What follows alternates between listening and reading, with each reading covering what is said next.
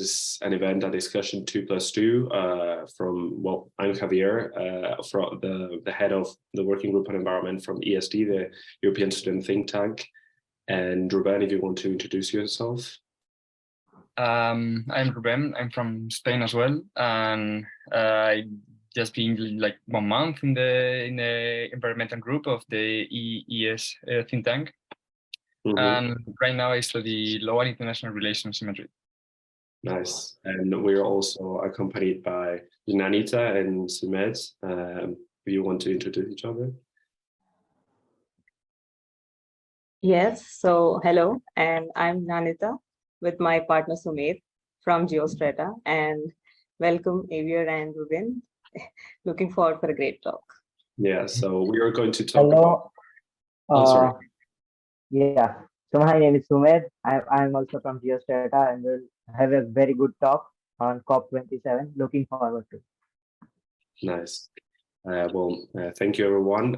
So the topic of today is going to be COP27. What happened last year, what will happen in this COP, and also the international implications of this conference. So the first question that we would like to cover right now is what would happen. I would like to ask you, Shananita, if you could go ahead and share your expectations on what happened in COP26 and what will happen in this COP on whatever topic that you think that is the most important one to analyze the coverage of the last year and also this year. Yes, so firstly, I'd like to start by the very major topic of our discussion, that is climate change in COP26. And we all know the importance of climate change. We all know the implications of it, and that is the reason why we are here today discussing it. And speaking about what happened last year in COP26, I think the most significant part was the coal treaty that the countries agreed upon, but there was a little fuss about the phased down and not phase out of it. And along with that, I think countries agreed upon climate financing, and they agreed to take it forward, along with various leaders promising different things. And India as well launched 3 different initiatives in COP26. So either way, Glasgow COP26 was a bit more, I think, emphasized upon, but it did not deliver that much. And we all agree on that. So looking forward for COP27 to deliver all the unsaid and maybe broken promises. Yeah, really interesting. And Sumedh, I would like to ask you regarding what Anita just said on phase down of coal. I know that, for example, India has a lot of expectations for this COP, as last year they proposed that they would be net zero for 2070. So could you tell us a little bit more about this, and what are your ideas on what will this COP27 bring? Yes, as Gyanita discussed about coal phase down. So basically, India is going into COP27 with specific agendas in mind. And since you asked about the expectation that India has going into COP27, I would like to emphasize on a bit of them. So India would like to, demand to clarify the definition of what constitutes climate finance, because there is a lot of ambiguity on what constitutes climate finance, and that is leading to not helping in streamlining the financial efforts. Secondly, India would like to define what is adaptation and mitigation finance as well, because India looks forward to working in those 2 fields as well. Apart from that, India wants to establish institutional frameworks to organize the methods of attaining those finances, as well as monitor those finances. And India is proposing on a new collective quantified goal on climate finance. So this is regarding finance. But what I think was the highlight of COP26 was the loss and damage fund, which again, this year at the Bonn conference was informally discussed, not formally, and it will be a point of contestation at COP27 as well. Mhm. I agree. The loss and damages mechanism was something that I was really expecting to see as for first time, especially after the energy crisis, for example, in Europe and the COVID-19. I would see this loss and damages mechanism kind of like the way out and the way in towards funding climate adaptation and those losses and damages that are happening right now to some countries that are not able to cope with the climate crisis, like, for example, other countries in the global north. So also something that really shocked me last year was the bilateral agreement between China and the US for collaboration and cooperation on environmental matters. So Ruben, what do you think about this? Like, what was your idea on this? I think that agreement in COP26 was kind of a bit of hope to see how the two most polluting countries in the world to collaborate to achieve a common goal. But ever since the Nancy Pelosi's visit to Taiwan, China suspended that agreement. So we don't really know what to expect in COP27 because as the war in Ukraine is still going on, and there's a lot of competition in the arena of trade and geopolitics between China and the US. I don't know what to expect, to be honest, on in COP27. If there's going to be some kind of re-agreement about that suspension, or it's going to be as it is right now, because, for example, Xi Jinping is not going to attend to COP27. So it's going to be really tough. I think that the big role is going to be in other countries rather than the two big potencies.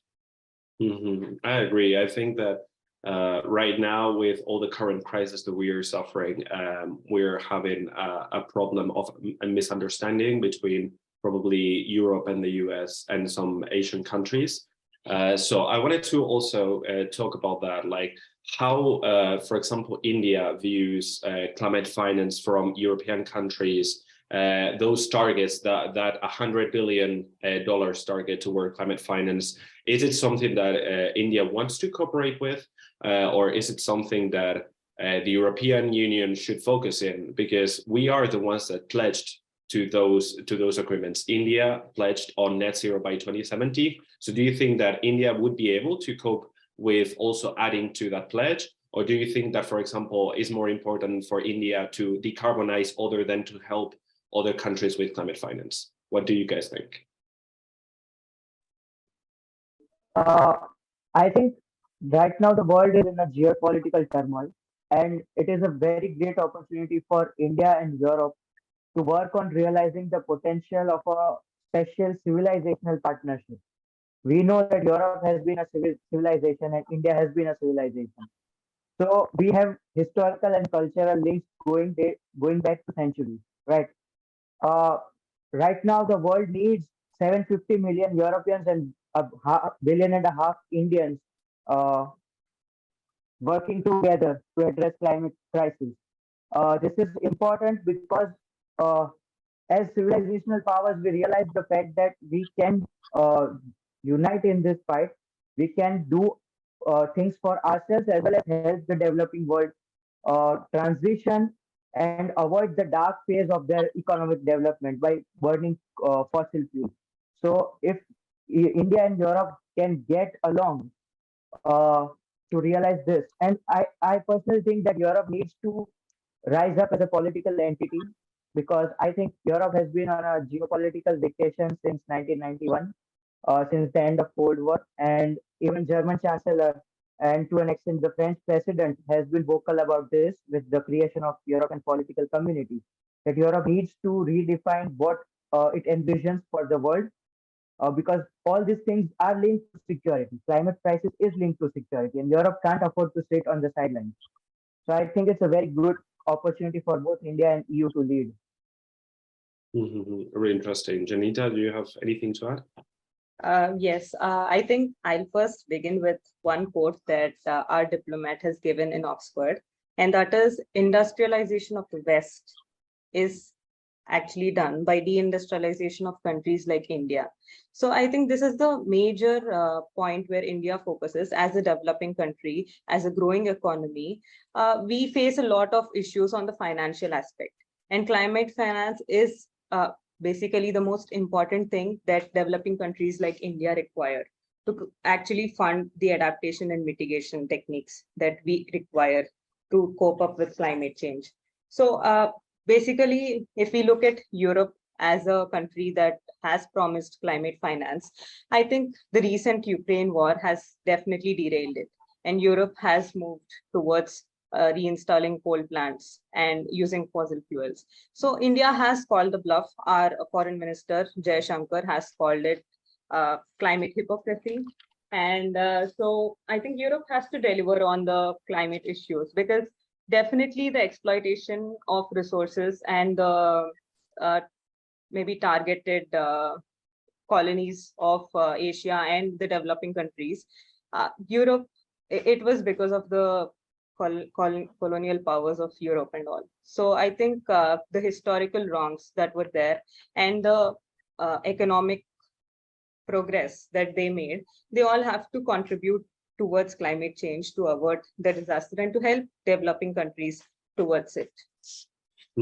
I agree. I can see that, for example, what you're talking is somehow related to the just transition, that there cannot be a transition towards net zero emissions if there is no livable conditions for the people. So I see, for example, that India, in their pledge in 2017, they're putting net zero, but for them to accomplish that, I see that they need first to develop themselves more. But is that development fair for the European Union? With the European Union, we are putting so many pledges, so we also need to work on that, because we are the ones, the normative power in this sense, in the sense of being at the high income country that has this high market where lots of goods are being imported. So I think that we, as the consumers per se, we should be the ones focusing on developing our net zero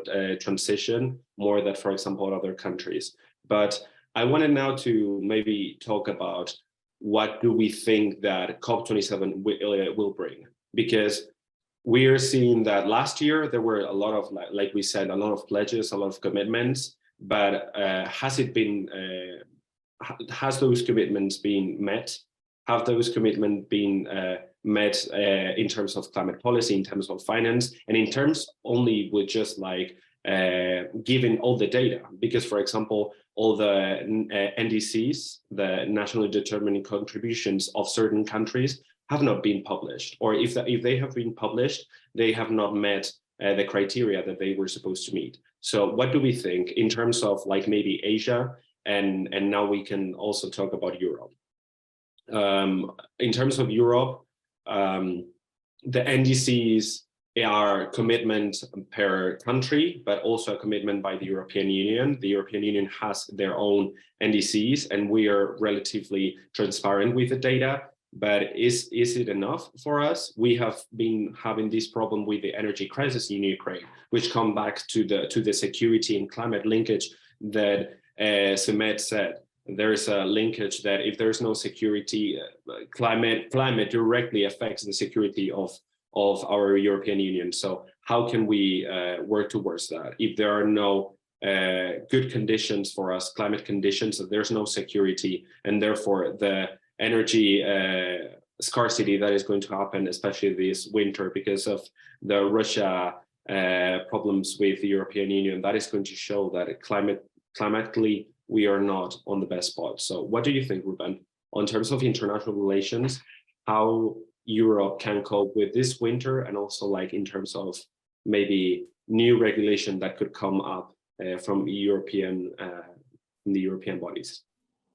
Yeah, connecting with the idea of the European Union to be less silent and to protest and to be kind of the head of all these environmental policies. I can see that the European Green Deal is really ambitious, but I think that that plan is really ambitious within the European Union, in the European arena, not in the fund in the help to the countries, as maybe like a historical debt we can see because of colonial times.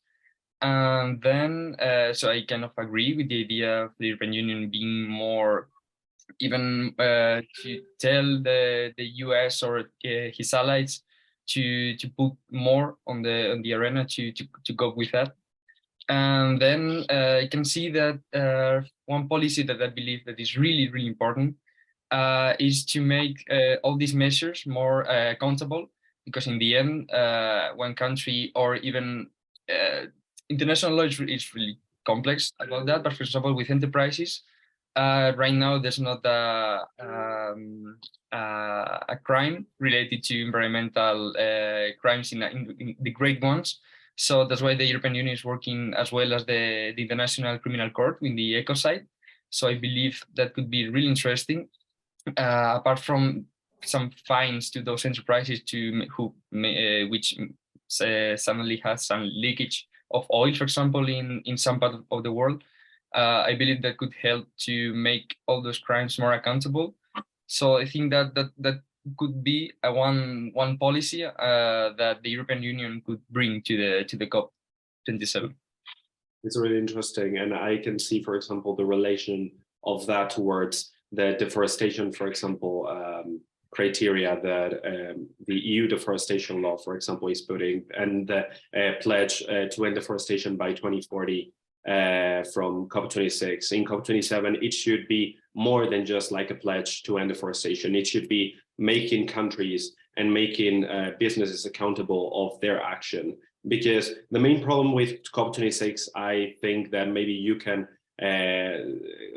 agree with me, is that there was not a lot of credibility in Glasgow. There were lots of ideas, and it was such a big bubble of nothing, a big bubble of a lot of pledges, of a lot of commitment, of a lot of turmoil, but there was nothing concrete. So I think that COP27 will be the opportunity for things to be concrete, or to concrete those pledges that weren't met. Maybe this is the way for some countries, but do I think that it is going to happen? We don't know, but I would say that in this geopolitical turmoil, it's going to be pretty difficult. So what do you guys think that for India? Do you think that with all this turmoil and these, for example, supply chains problems, with all the energy efficiency pledges that these countries are going for, do you think that India will be able to go for the pledges that they did on last year, to go for them? Or do you think that in a future, not even the COP27, but COP28, COP29, COP30, are they going to be able to go for them? What do you guys think?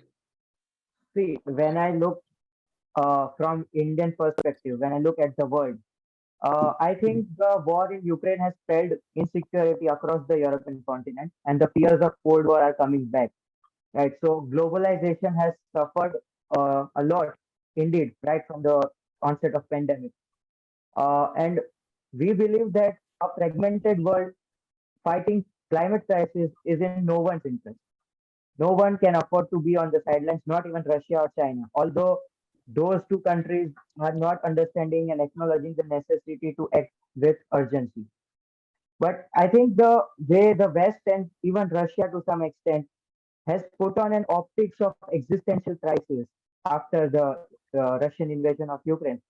The international community has to realize that the existential crisis is on all of humanity if we don't get our act together right now, because we have been only committing. We need strong commitments, but more than that, we need stronger delivery on those commitments. Apart from that, I think the Indian perspective on climate crisis right now in COP27, we are looking at this as an opportunity to regain trust in the international community. The trust has been in deficiency because of the fragmentation in globalization. You talked about supply chains. There has been a food crisis. There is an energy crisis. There is a fertilizer crisis. which can aggravate into food prices next year or next to next year. So these are some pressing issues which are connected to climate crisis.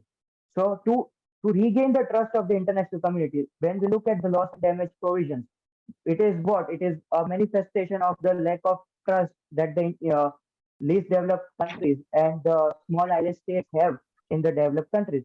That is why they are asking for reparations of the damage that has been already caused instead of asking for finance for developing new infrastructure.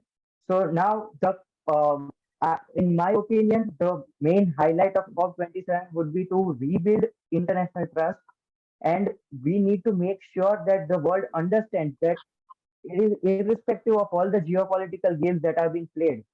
Climate crisis is something which has to be elevated to the level of international space exploration that existed in Cold War.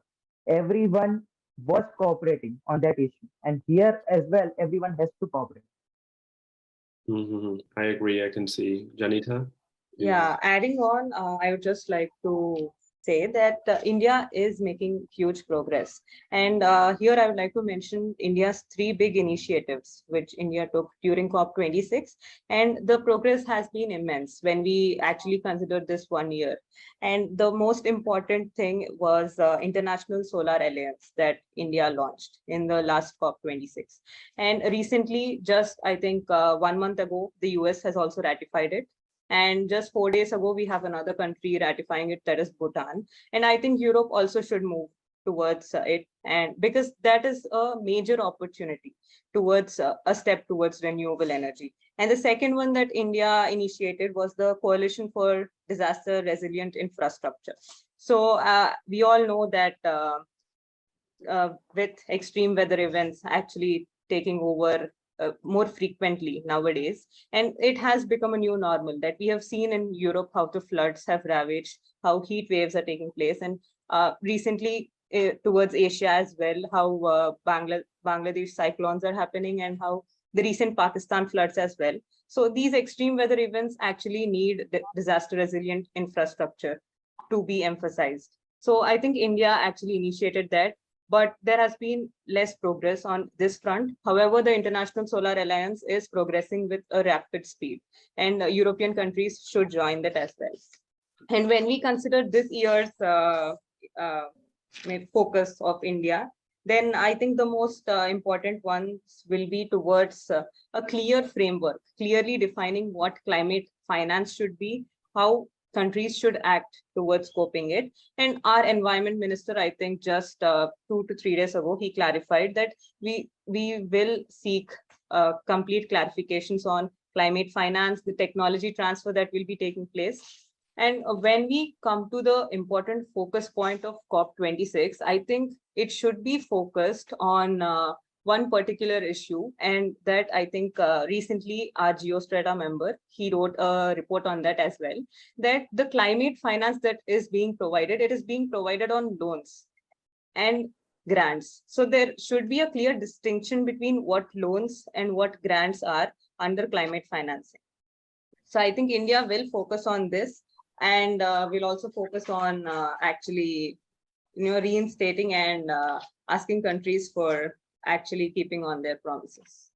I was quite curious to understand what the Europeans think about COP27 and what changes do they see from what Europe committed before the Ukraine war and after the Ukraine war. What changes do you see in your policy going ahead? So I would have to say that, for example, with our new reconstruction of our bodies and our institutions because of the COVID-19, and we had to create the next generation funds and the just transition funds. We have created those funds that account that 30% of the European budget and the next generation funds are going to go to the climate pledges. And within those climate pledges is definitely climate finance. So I would say that that is like a big commitment that is happening right now. But first, European Union is focusing on developing their own internal goals. So for a just transition in the East, for example, where the countries are really coal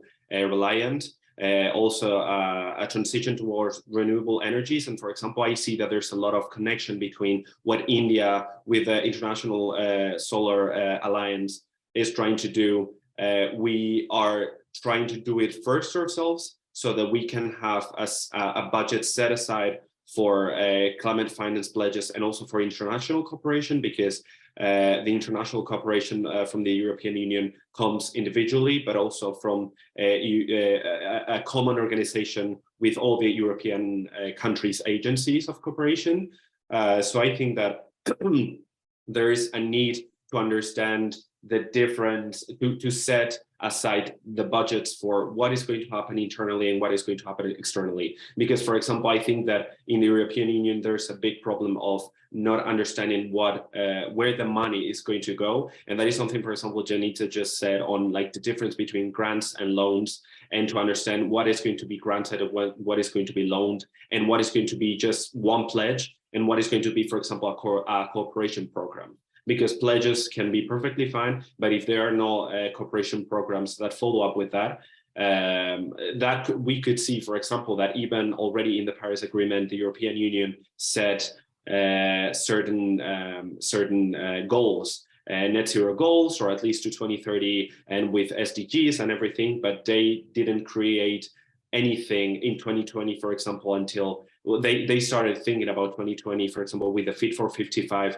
which is trying to cut all the emissions by 55% in 2030. So we're seeing that the European Union is not being really up to date with what their pledges are and what the actuality of their mechanisms are. So I think that that is something that we need to work on.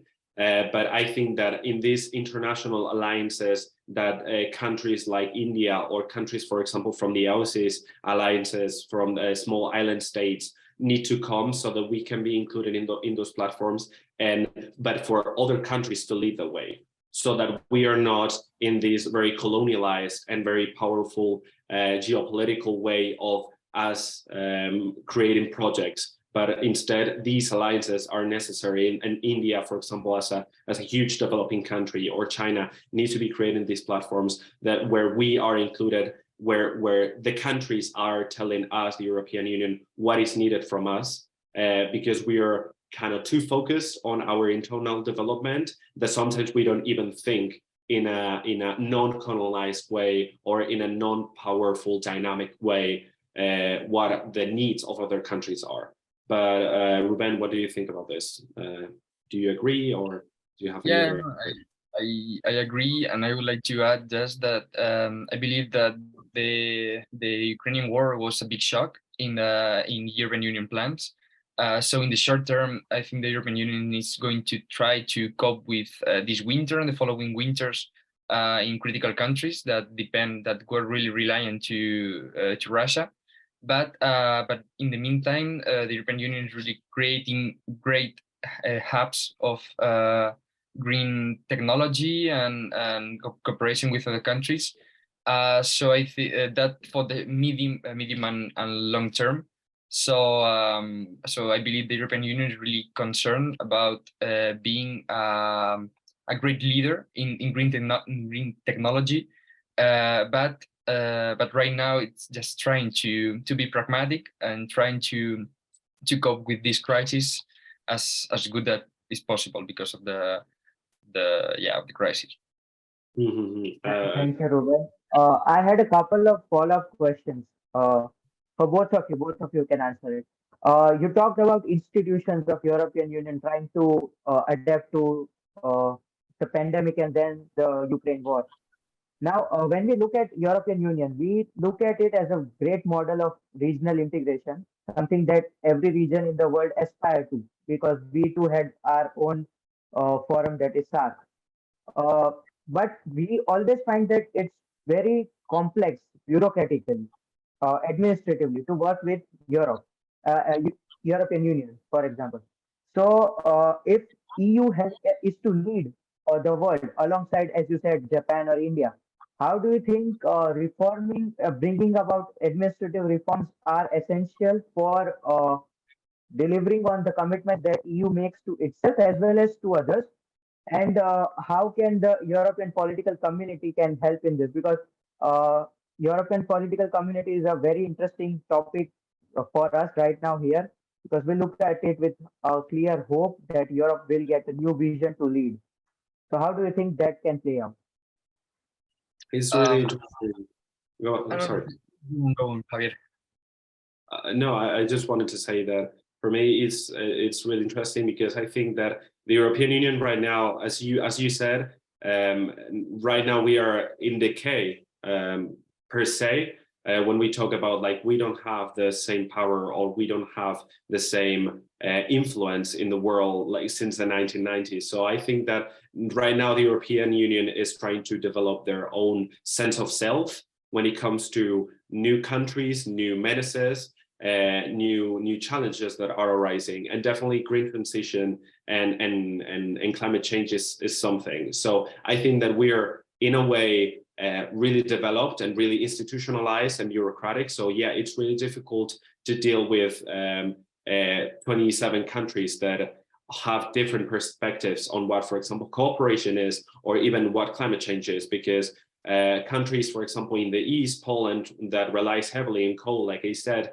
they have one vision of climate change, but then, for example, Spain has another vision, or France has another vision, or even Sweden has another vision. So it's really difficult, and I think that institutionally we need to reconstruct and regain also our own trust that has been broken, for example, with several losses during the COVID pandemic, and now with the Ukrainian situation. We don't trust our own institutions. So I think that first we need to develop a good sense of self and a good European institutions that are resilient to change. First, to tackle other problems and to think about developing cooperation programs with other countries in terms of, or even just like with climate finance. But what do you think, Ruben?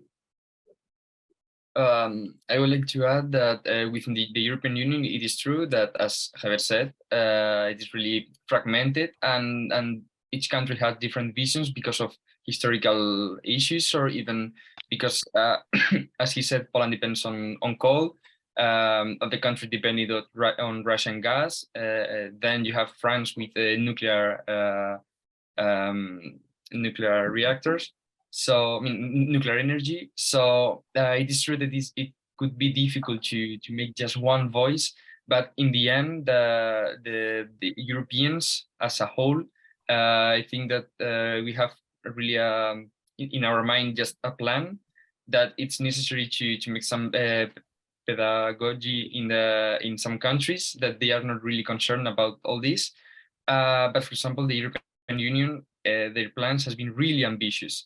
So I think it's just the European Commission is having the lead, and the ministers of all countries and the prime ministers of all countries just has to follow that lead, and it needs just to be like step by step. It's not going to be easy, and also we have to take into account that in 27 countries we have a lot of elections each year, or each 2, 3, 4 years. The government changes from one side to the other, so to keep that stability is not easy. But I think in climate policy, it's this kind of minimum ground and kind of a consensus. Interesting that you pointed out the fact that Europe has a lot of democracies and a cycle of election, because I had a very interesting question on that. You have an authoritarian system right at your door knocking with a war in Ukraine, right? And they are planning their best to break Europe and fragment Europe further with all the migrant crisis and the fuel crisis, energy crisis. So, as you said, that European Union had ambitious plans, like even France had net zero coal policy, but then they again have to shift back to fossil fuels, and now they are importing natural gas from the United States, from transatlantic. They are importing it. So now they will be focusing on building new infrastructure, because Europe was addicted to cheap Russian gas and oil for all this while. So now you have to focus on building new infrastructure at home as well, and share technology, innovation, and research and development with the rest of the world as well. How do you think that individual countries like Germany, France, Italy, the countries that really matter, Spain, for example, that have a considerable sway in European politics, how can these countries take the lead within EU to build a larger narrative or larger vision? Here, I would also like to add one point. Like, there is a lot of talk going on in the climate activist sector that this COP27 may not see more discussion on climate change mitigation because of the Ukraine crisis. So I'd like to ask how Europe is actually viewing this, along Well, with the questions that Sumit has posed. first, responding, for example, to Sumet, and I think that maybe Ruben can add on that, is that individually, different countries cannot take specifically the lead. In Europe, we have different presidencies, so obviously each country will push for their own matters of interest. When it comes to a transition and to building resilience, especially now with the energetic crisis, I think we need to rely on developing new sources of energy that we haven't exploited. Because, for example, as a matter of fact, Spain has a really big potential in solar technologies. And we are also, like Ruben said, creating different green technology hubs, for example, for hydrogen or different state-of-the-art technologies that we want to develop. But first, we need to work on using our interests and our influences with, for example, the US to buy energy. And with that energy, we're trying to survive this this winter. Is basically what the European Union created for the plan of Europe surviving for a cold winter. But we want to pursue these renewable energies. We want to pursue a new idea of how energy can be locally sourced. What do you think, Ruben, that I'm missing? No, yeah, I agree. As I said before, I think that the European Union is trying to cope with this crisis as easy as it possible, as harmless as possible, with buying to Qatar, to the US, and other countries that with energy that is not considered really green energy. But in the meantime, it is really pursuing and boosting a lot of projects to not to be dependent of ourselves, because we're in an interconnected world and interdependent world. But all this new infrastructure is going to be ready from this year to 2030, and it's supposed to last for decades. So I think this is this year and these years are a shock to European Union plans, but as it is a shock and a crisis, it also brings a lot of opportunities. And also some countries has had just opened their eyes on the situation of how necessary it is to develop all this infrastructure. For instance, the Netherlands were really reliant on Russian gas. And that's why some part of its wealth came because of cheap Russian gas, so they could develop its industry. And now they are really in that transition, and it's difficult. But I think that those plans are really ambitious. Yeah, so when moving from Europe, I think, to the global sector, we actually see every time a conference takes place, the claims and the implementations, there is a huge gap between these two. So how should we, I would like to ask other panelists, how should we bridge this gap between implementation and what the different governments, and this is not particularly centered around one particular country or a group of countries. This is true for every other country, because somewhere our present immediate priorities are taking over the much larger priority that we should give towards climate change, because that is the much larger disaster that is impending on humanity. So I would ask other panelists how they would reflect on this. To bridge that gap, the first thing that I can think of is countries getting together. It's out of utmost importance. The second thing I can think of is building a very strong civil society movement, like what India has done recently. The UN chief was in India a couple of weeks back, and the Prime Minister of India launched Mission Life that he promised in COP26. So it plans to create and nurture a global network of individuals, namely pro-planet people, with a shared commitment to adopt and promote environment-friendly lifestyles for each and every citizen of the country. So this change in societal norm has to be driven by civil society and communities. Another big factor can be the big tech, the companies, the private sector, and then the big techs, because the big techs have a big responsibility in shifting to clean power, and they have been trying to adopt to it as well.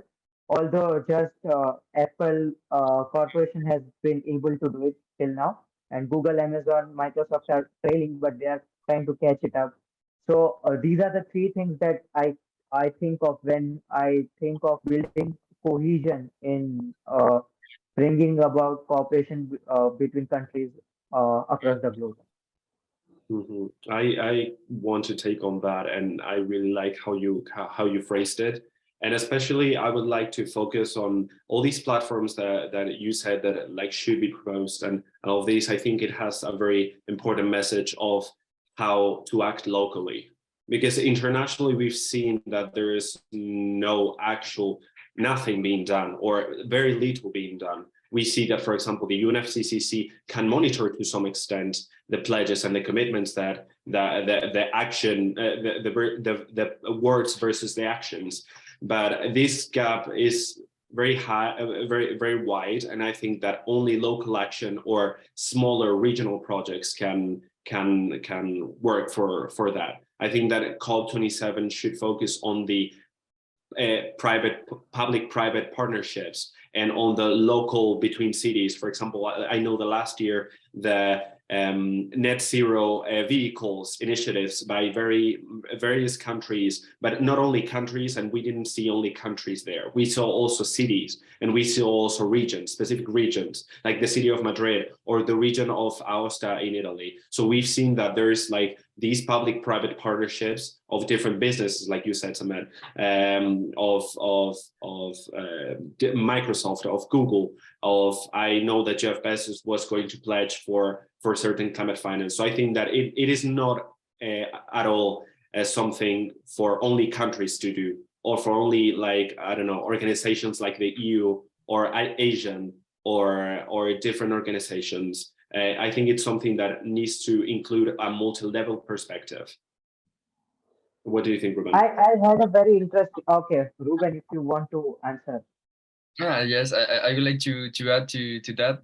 I totally agree, because in the end, the UN can monitorize in really in a broad level how the CO2 is going to be in the following year, or the pollution.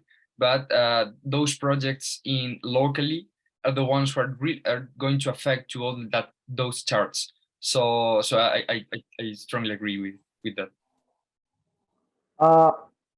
This is a question from an Indian who likes to understand strategic affairs to a European who likes to understand strategic affairs.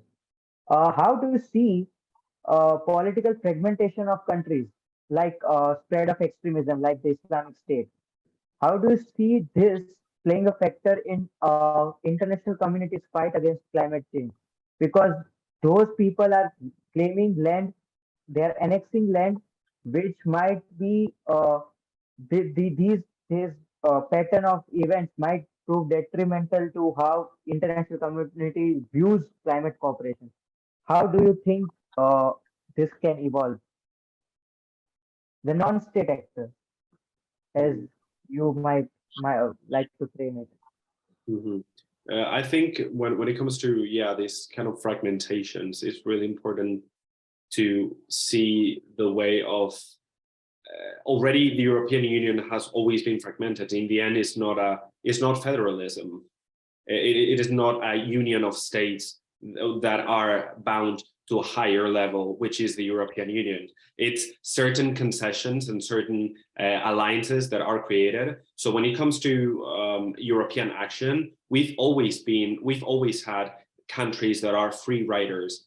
So when it comes to climate change, there will always be Hungary or Poland that are opposed to to the Fit for 55 package, or there were countries like France that opposed to the abolishment of nuclear. So I think that when it comes to a geopolitical level of what nationalisms or these fragmentations can produce, or what effect can have, I think that the main way is to find a common ground between, because fragmentation is fine, but everyone has resources, everyone needs to exploit those resources. So there needs to be a common ground that is established, and I think that's why, like, the importance of these COPs, not only for countries, but also for regions, for indigenous communities, for example, to go to COPs, for different voices to be heard, so that there can be different common grounds, because maybe one nationalist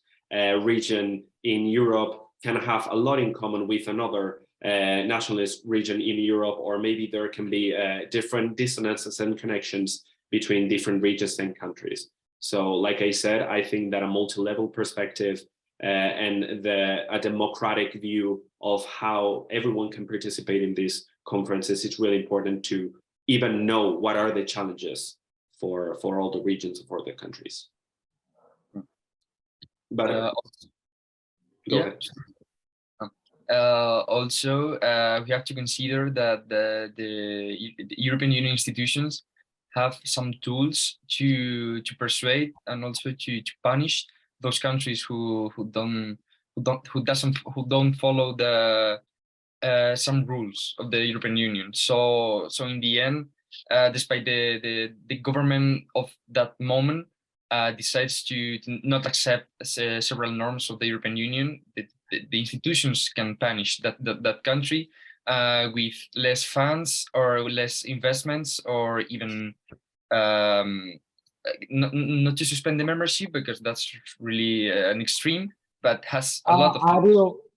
Are you talking about the recent example of Hungary, I guess, wherein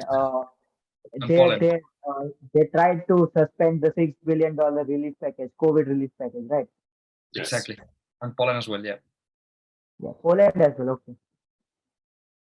Yeah, Poland, regarding the independence of judges, because of one law about judges, and the European Commission threatened Poland because of that. Now with the Russian situation, it has changed a bit regarding that topic, but several months ago, it was that kind of fight between the European Commission and Poland. Yeah. Here, I would also like to add that I think the threat from non-state actors, it's not only centered around Europe. It is for any country that is in the world. So I think, just consider the example, even if India is in a war-like situation, I think the priority towards climate change, it may decrease. So I think countries need to exactly define their priorities, and even if an economic crisis or a military crisis breaks out, the action on climate should not stop. So Europe has been a victim of migrant crisis that has ensued the entire Middle East, North Africa region, which eventually led to Brexit and disintegration of such a wonderful architecture. Yeah, That was due to non-state actors, right? I think, for example, we will be experiencing, and definitely something that is being debated in Spain, that we will experience, for example, climate refugees in the future, because we are already in, we have already one very strong connection with migration routes, especially in the Mediterranean Sea. So I think that we will see these climate refugees coming to Europe. And we are the first stand of Europe. There's always the necropolitics and the necro borders in the Mediterranean Sea of mismanagement of migration. So, but in the end, we need to understand that climate and security go together, and that's something that is still not really instated in the European Union. There's still not this relevance of climate security, and we can see that, for example, in Africa. In Africa, it's really instated, but I will ask you about later about Asia. But in Africa, from my experience, I've seen how linked they understand that climate is safety, and to have like resilience towards climate is safety. And in Europe, we have had this very anthropogenic vision of what climate change is, that it's only related to carbon or carbon emissions. And that's something that, for example, I want to see more in COPs. I want to see more the emphasis and the focus. It should be not only in carbon emissions, because carbon emissions in the end are only one part of the problem. But I also want to see how deforestation is important, or biodiversity loss is important, or just overall health, air pollution. This kind of stuff, I think that it's really important to understand when it comes to how different actors are going to tackle climate security and climate policy in the end. Because you, okay, Sumit, go ahead. No, that's fine. I wanted to point out, since you asked about Asia, in India, we are a democracy, as you know. We have state elections as well as central elections, the federal elections. But what we find in India is we don't have a narrative on climate that is being contested by political parties. Climate is not an election issue in India. So I wanted to know how India can, the Indian youth can make climate a partisan or an issue wherein parties are forced to take sides or take positions on climate and link it to security, the way you said. Because it's still not apparent in the minds of young Indians that climate is genuinely linked to security and the lifestyle that we live. So how do you think the Indian youth can bring climate into political discourse based on your experience in Europe? Ruben, what do you think? I think that for instance, our generation it's really bringing this topic as the one of the most important. So that is going to affect in the end to all those political parties and that generation that is going to be the leaders in one decade. I think. Javier. I agree. For example, when last year I went to COP26, thanks to the European Student Think Tank, we were able to go to Glasgow. And when we were there, we saw that there's a lot of push that needs to be done from the youth.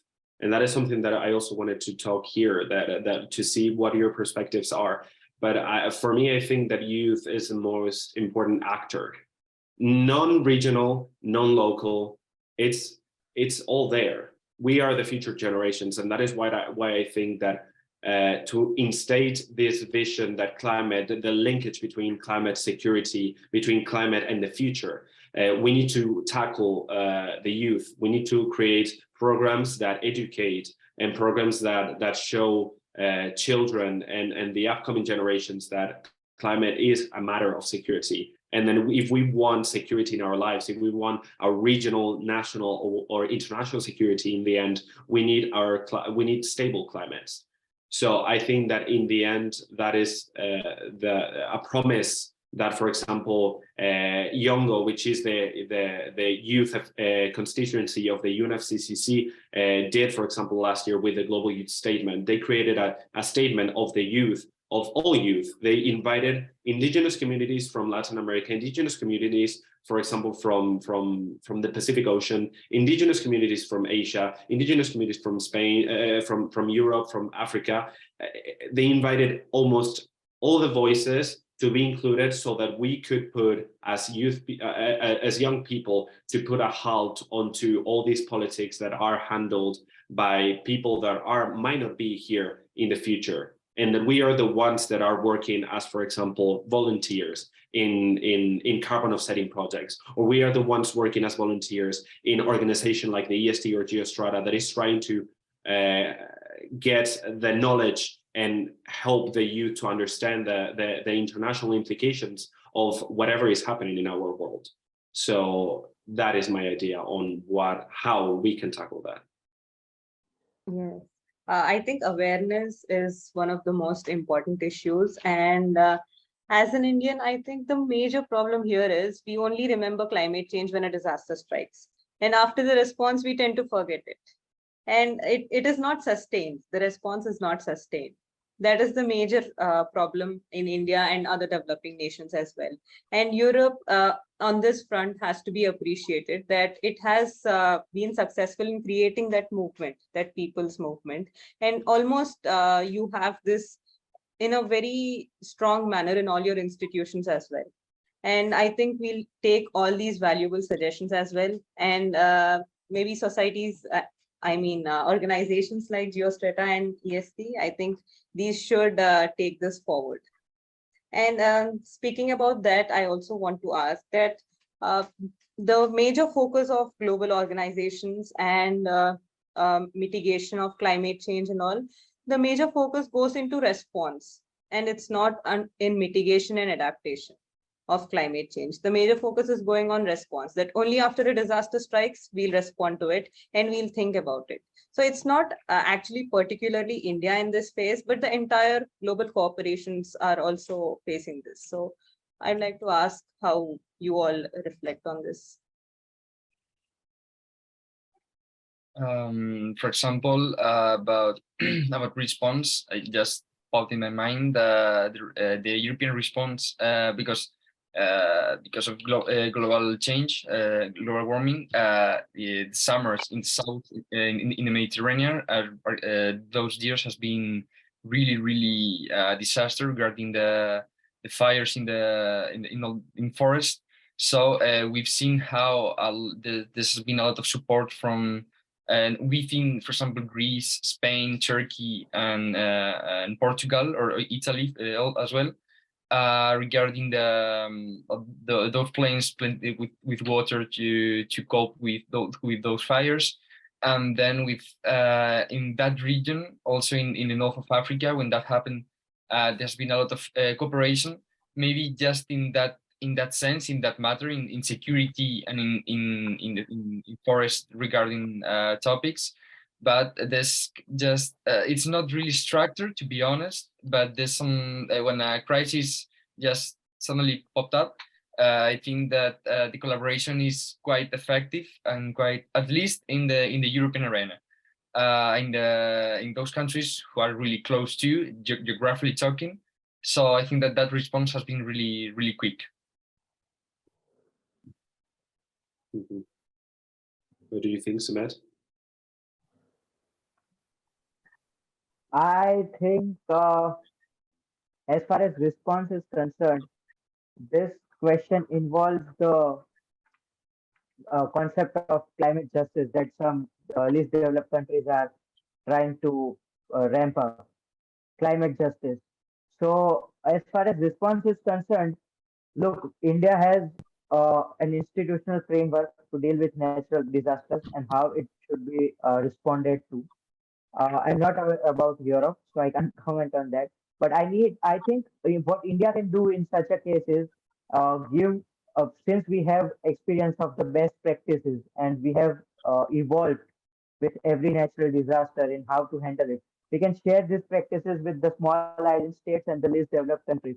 And we are actually using coalition of disaster resilient infrastructure to do the same as well. So we are sharing our experiences with the world so that they can help themselves as well. Mm-hmm. I think that is something really interesting, because the European Union has like different rule books of how to act with different disasters, be it climate disaster.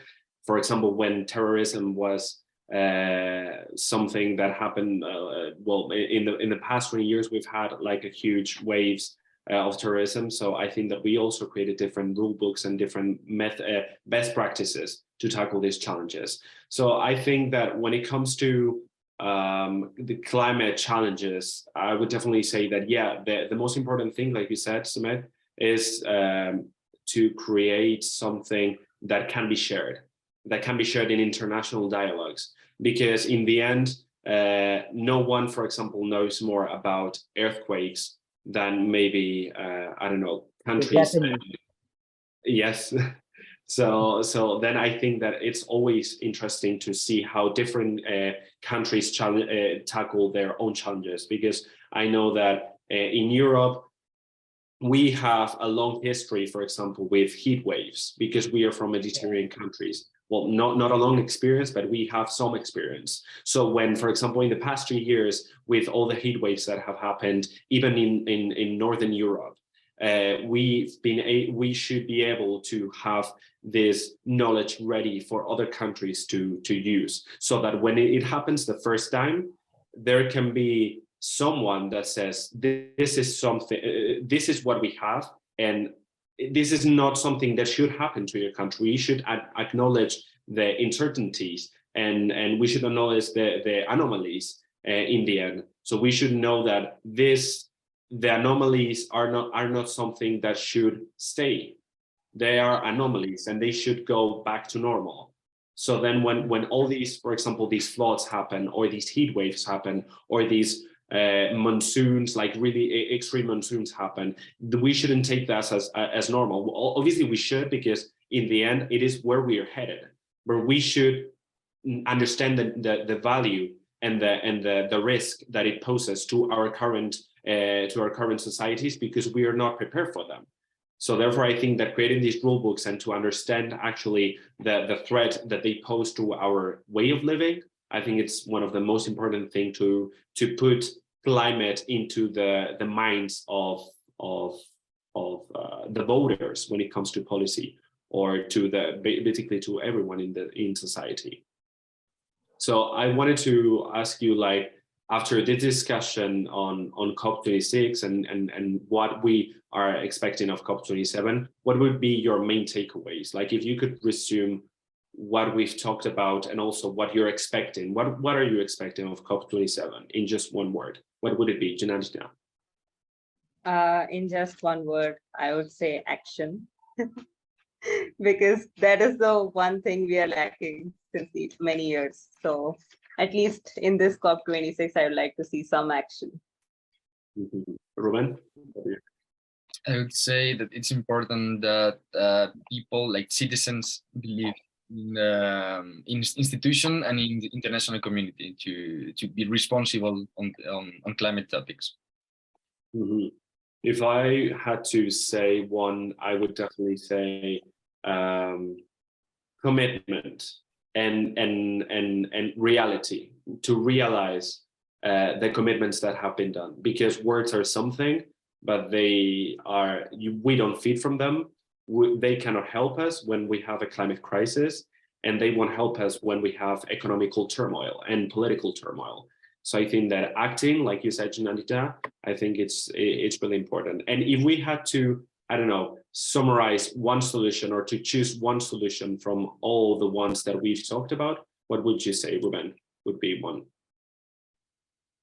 I don't know. I think that like what we all said, that there's some really good things about what state proposals and good policies, but still there's a lot to be done, and in the end, there's going to be a lot of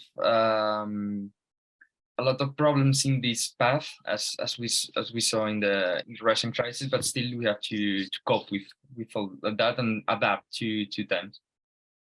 So resilience, I would say that. Yeah, exactly. Exactly. Nice. And you, Janandita? I would say consensus, because yeah, that is missing. Cooperation and consensus are missing, and we know that all the organizations and conferences that we have, it's on individual countries' consensus, and only when all the countries agree on one thing, then only the agreement and treaties are signed. So I think the countries should acknowledge the immediate need to act on climate change, and should come under one consensus to make significant strides in that direction. Mm-hmm.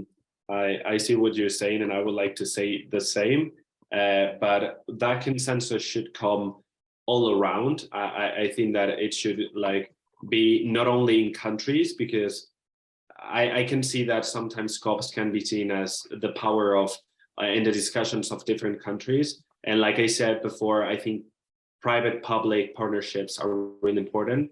So to create these platforms, like, for example, what you said of the International Solar Alliance, these alliances, these platforms where specific issues can be discussed to the nitty-gritty, I think, because sometimes these conferences are left to just like, oh yeah, we need to talk about climate finance, we need to talk about, I don't know, Article 6, like carbon markets, but then in the end there's nothing being done specifically, only maybe, for example, 2, 3, 4 years after. For example, the Paris Agreement was in 2015 and we still don't have an Article 6 rule book. We are still, well, we're developing it, but there have been already like 7 years of not being able to create something stable that can be implemented. So I think that, yeah, partnerships that can endure and that can tackle specific problems, it's really something important. Well, it was a pleasure to talk to you. It was really interesting to understand the vision of India, and so that you could also understand the vision of the European Union. It will be a really interesting COP, and I hope that you also enjoy it and that you maybe follow it. And it was a pleasure to meet you all and to discuss this with you. Same. Yes. Okay. It is indeed a pleasure, and it is a very welcome opportunity for Geostrata as an organization to partnership with EST. And it is a very important discussion that is very much required in the present times. Amidst this war, everybody is actually backsliding on climate goals. So I think at least COP27 should focus on reinstating the importance of climate action. I completely It was great speaking to you all and listening to Europe's take on climate change. And we would also like to thank for your valuable suggestions that you gave during the discussion about how India should actually focus on building up that awareness among its youth and create mass movements to facilitate climate action. Thank you so much. Thank you. Sumedh? Yes, Ahmed. Sorry, Yeah. unstable internet connection.